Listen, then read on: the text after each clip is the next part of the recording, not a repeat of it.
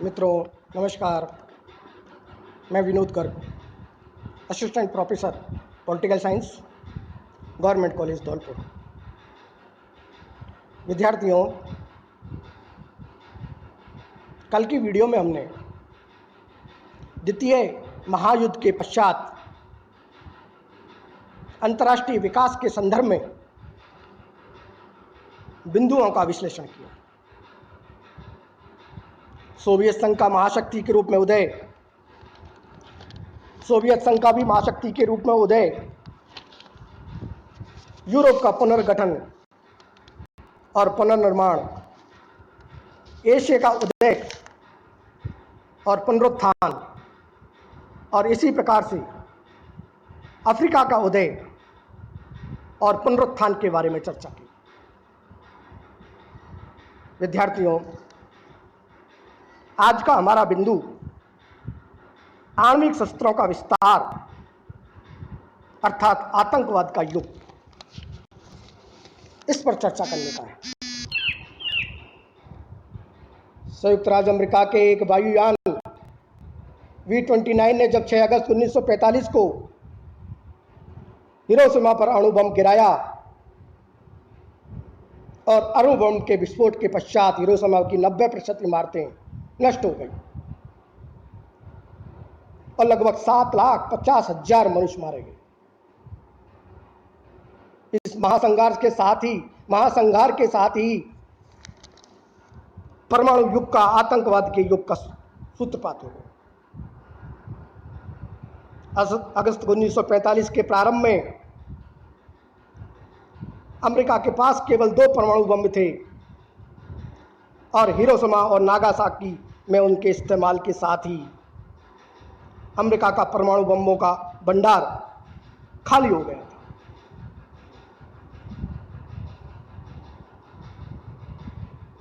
लेकिन 29 अगस्त 1949 को उसको ये एकाधिकार प्राप्त हुआ। उसको ये महसूस हुआ जब सोवियत संघ ने अपना पहला सफल परमाणु परीक्षण किया। तो सोवियत संघ के इस परमाणु परीक्षण के फलस्वरूप परमाणु अस्त्रों की दौड़ और प्रतियोगिता चल पड़ी। मई 1951 में अमेरिका ने और नवंबर 1952 में सोवियत संघ ने अपने प्रथम हाइड्रोजन शक्ति का परीक्षण किया। 1954-55 में दोनों ने हाइड्रोजन बम बना लिए थे और इन दोनों के अलावा 1952 में ब्रिटेन ने, 1960 में फ्रांस ने और 1964 में चीन ने परमाणु शस्त्रों की दौड़ में अपनी भूमिका को निभाया। भारत भी इससे पीछे नहीं रहा। हमारी आयरन लेडी प्रधानमंत्री स्वर्गीय श्रीमती इंदिरा गांधी ने 1974 में भारत ने पोखरण में आणविक विस्फोट को करके दिखाया। यूं तो 1955 तक दोनों महाशक्तियों ने अपने अपने परमाणु शस्त्रों के भंडार को बना कर विस्तार कर लिया, लेकिन उनका कारगर उपयोग करने की जो क्षमता केवल अमेरिका में ही थी, क्योंकि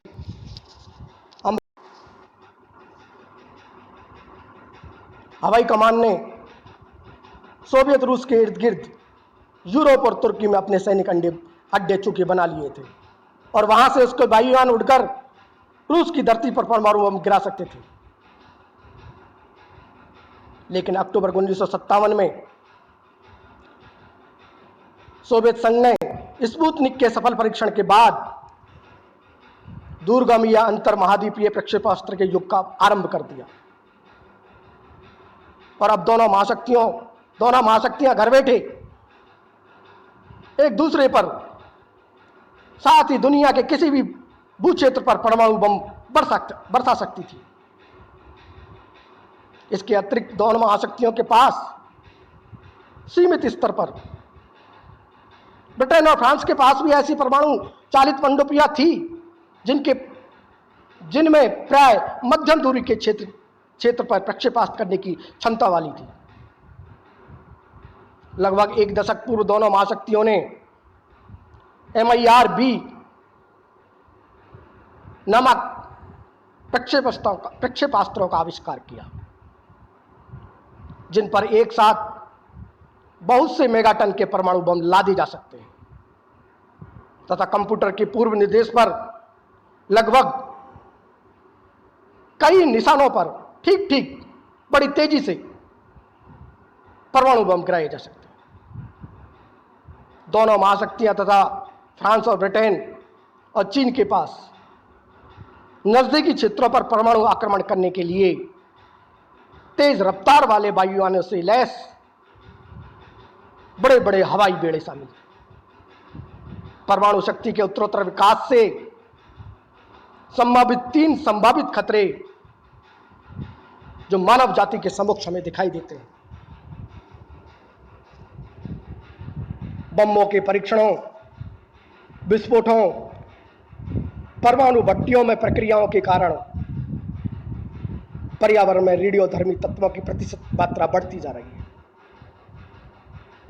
और वास्तव में कुछ रेडियोधर्मी तत्व शीघ्रता से विघटित नहीं होते, खत्म नहीं होते और लंबी अवधि तक रेडियो विकिरणों का उत्सर्जन करते रहते हैं,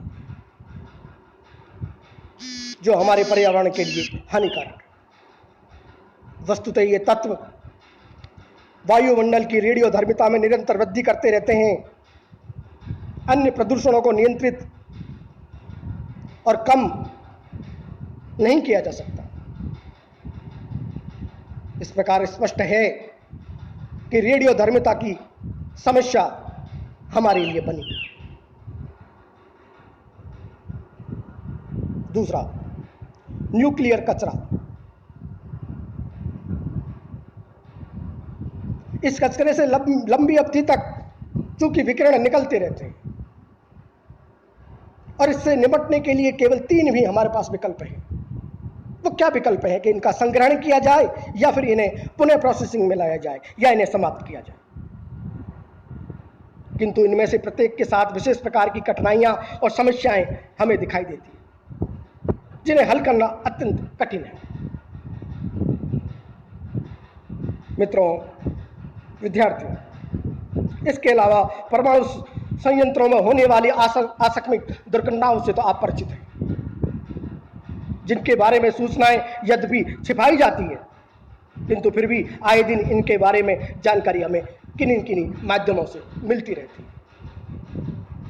मित्रों, विद्यार्थी, द्वितीय महायुद्ध के पश्चात द्वितीय विश्वयुद्धोत्तर अंतर्राष्ट्रीय विकास के संदर्भ में आणविक शस्त्रों का जो विस्तार, आतंकवाद का यह युग है, इस पर हमने चर्चा की।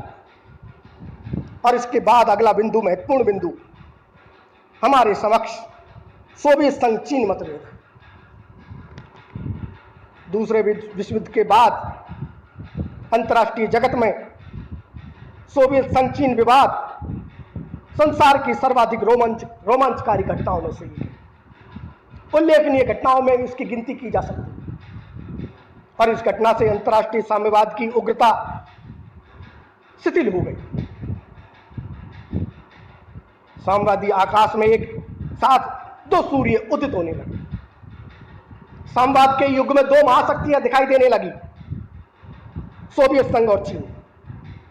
सोवियत संघ और चीन ने न केवल सैद्धांतिक बल्कि शीत युद्ध भी प्रारंभ कर दिया।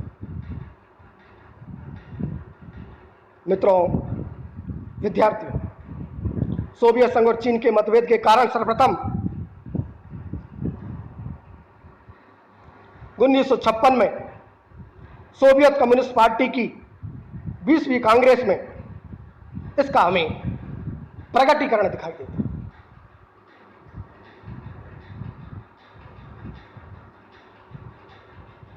जब क्रुश्चेव ने स्टालिन का मूर्ति भंजन किया तो उसने व्यक्ति पूजा के स्थान पर सामूहिक नेतृत्व पर जोर दिया। साम्यवाद की रक्षा के लिए उसने पूंजीवाद के साथ साथ शांतिपूर्ण सहिष्णुता की नीति को अपनाने पर बल दिया।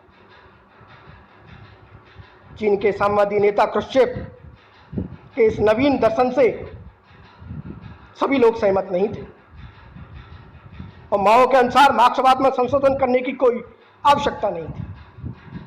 1959 में क्रुश्चेव ने अमेरिका का भ्रमण किया और कैंप डेविड ने अमेरिकी राष्ट्रपति और सोवियत राष्ट्रपति के मध्य मुलाकात हुई। चीनी नेताओं ने इसे साम्यवाद के प्रति विश्वासघात कहा और कुछ दिनों के बाद रूसी चीनी मतभेद सार्वजनिक रूप से मंच पर दिखाई देने लगा। सोवियत संघ ने चीन की कट्टरपंथी और चीन ने सोवियत संघ की संशोधनवादी नीति को प्रचार प्रसार करना शुरू कर दिया। जुलाई 1960 में 1960 में चीन की विकास योजनाओं में लगे सभी सोवियत वैज्ञानिकों और विशेषज्ञों को सोवियत संघ ने वापस बुलाना प्रारंभ कर दिया। चीन को प्रदान की जाने वाली तकनीकी सहायता बंद कर दी गई। चीनी नागरिकों ने भी सोवियत संघ को छोड़ना शुरू कर दिया। 1962 के अक्टूबर में क्यूबा के प्रति सोवियत संघ द्वारा बरती गई नीति की निंदा चीन ने सार्वजनिक तौर पर की। 1962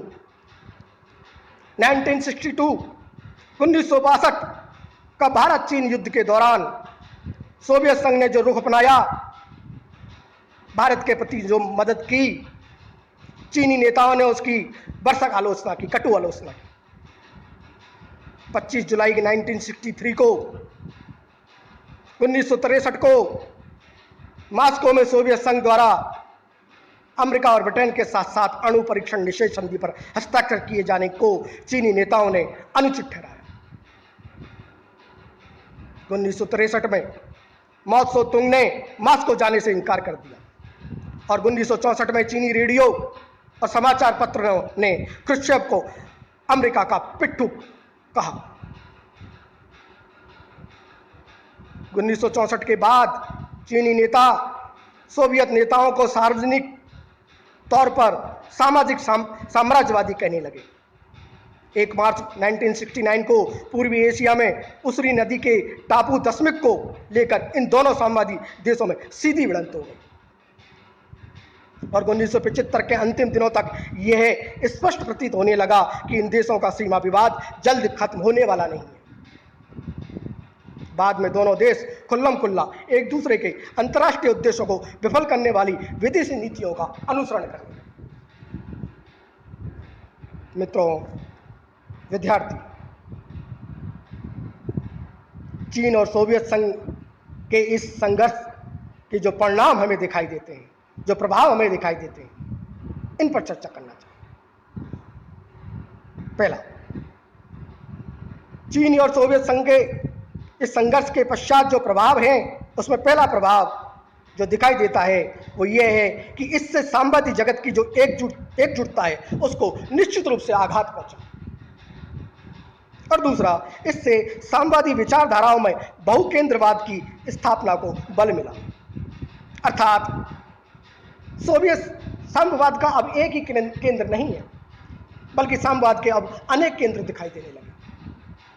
तीसरा, इसके कारण राष्ट्रीय साम्यवाद की भावना को बल मिला। और चौथा जो प्रभाव हमें दिखाई देता है वो ये है कि साम्यवादी विश्व पर सोवियत संघ का एकाधिकार अब समाप्त हो गया। पांचवा प्रभाव, पश्चिमी यूरोपीय देशों व चीन के बीच व्यापारिक संबंध कायम होने लगे और अमेरिका और चीन एक दूसरे के अब निकट आने लगे तथा उनके बीच संबंधों में सुधार का मार्ग प्रशस्त हुआ। इससे अंतर्राष्ट्रीय क्षेत्र में संयुक्त राज्य अमेरिका, सोवियत संघ और चीन के संबंधों में चीन ने एक नवीन त्रिकोणात्मक संघर्ष को उत्पन्न कर दिया और इससे न केवल साम्यवादी देशों की एकता को गहरा आघात पहुंचा, अपितु उपयुक्त तीनों देशों के संबंध में एक नवीन स्थिति अब उत्पन्न हो गई। हालांकि आज की स्थिति इस प्रकार की नहीं है। आज चीन संपूर्ण विश्व पर अपनी दादागिरी करने लगा है, जिस पर हम अगली किसी वीडियो में विस्तार पूर्वक चर्चा करेंगे। निष्कर्ष रूप से हम ये कह सकते हैं अब कि द्वितीय विश्व युद्धोत्तर द्वितीय विश्व युद्ध के बाद अंतर्राष्ट्रीय राजनीति में अनेक नवीन प्रवृत्तियां, नवीन घटनाएं और नवीन विकासों के लिए यह बहुचर्चित है। चाहे वो शीत युद्ध की स्थापना हो, चाहे द्विगुटीय विश्व राजनीति हो, चाहे वैचारिक संघर्ष हो, चाहे गुट निरपेक्ष आंदोलन का उदय हो। एशिया और अफ्रीका का नवजागरण आपसे छिपा नहीं। तीसरी दुनिया के राष्ट्रों की बढ़ती हुई संख्या आदि ऐसे विकास हैं जिससे अंतर्राष्ट्रीय राजनीति में नवीन प्रवृत्तियों का उदय हुआ, जन्म हुआ। अब विश्व राजनीति का केंद्र बिंदु यूरोप ना होकर एशिया और अफ्रीका बन गया। संयुक्त राष्ट्र संघ की सुरक्षा परिषद की तुलना में महासभा की शक्ति में अब वृद्धि होने लगी, उसके प्रभाव में वृद्धि होने लगेगी और सोवियत संघ चीन सोवियत संघ मतभेद के कारण साम्यवादी गुट की एकजुटता में अब दरारें दिखाई देने लगी।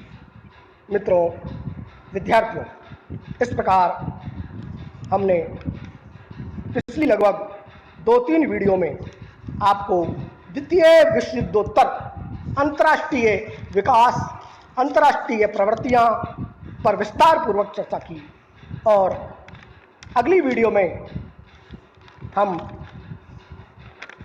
शीत युद्ध की उत्पत्ति और उसके विकास को समझने का प्रयास करें।